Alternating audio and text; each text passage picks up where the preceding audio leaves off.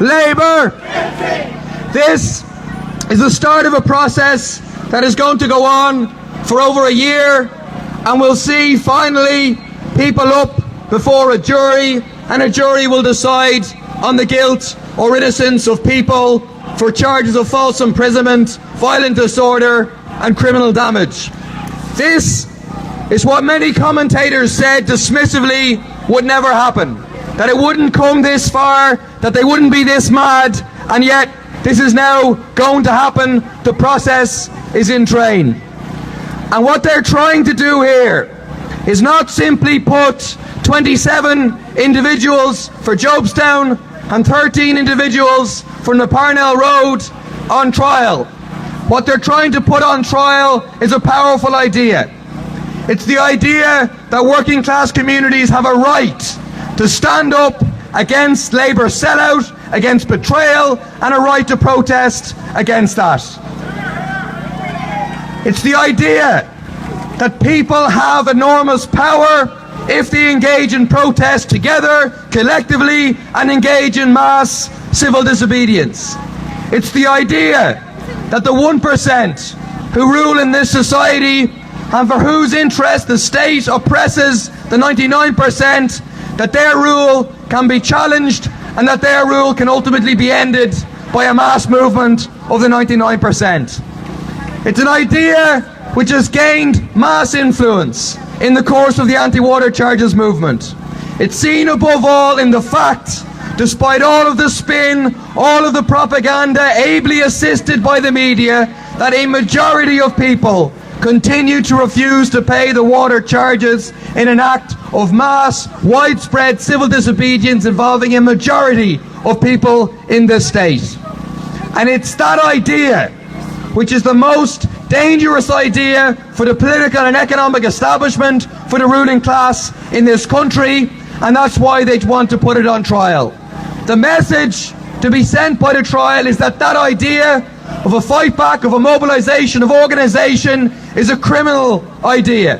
That it's a dangerous, wrong idea only to be held by small, militant minorities as opposed to the majority.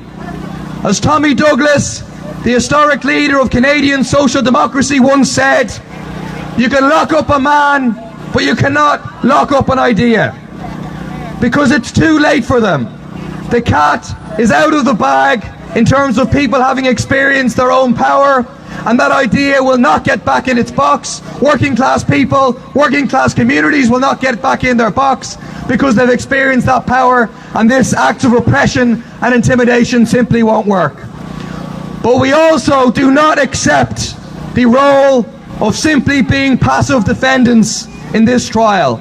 We're not simply defendants today or in the trial that will come in the coming year. We're the accuser. We're the accuser of Labour lies and Labour sellout. We're the accuser of austerity which has destroyed people's lives in order to create a recovery for the rich.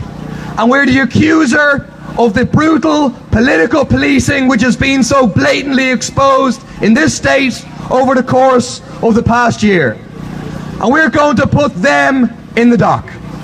We're going to make them the guilty ones, and they will rue the day that they attempted to take on Jobstown or Crumlin or any other working class communities across the state. In that vein, I want to finish with a quote from a Scottish socialist, John McLean, who was an anti-war activist who was jailed for standing against World War I and gave a famous speech from his courtroom from the dock. He said, "No human being on the face of the earth, no government is going to take from me my right to speak, my right to protest against wrong, my right to do everything that is for the benefit of mankind." I am not here then as the accused. I am here as the accuser of capitalism dripping with blood from head to foot. Thank you very much. Jobstown, Labour! Jobstown, Labour! Jobstown, Labour! Crumlin, Labour! Crumlin, Labour!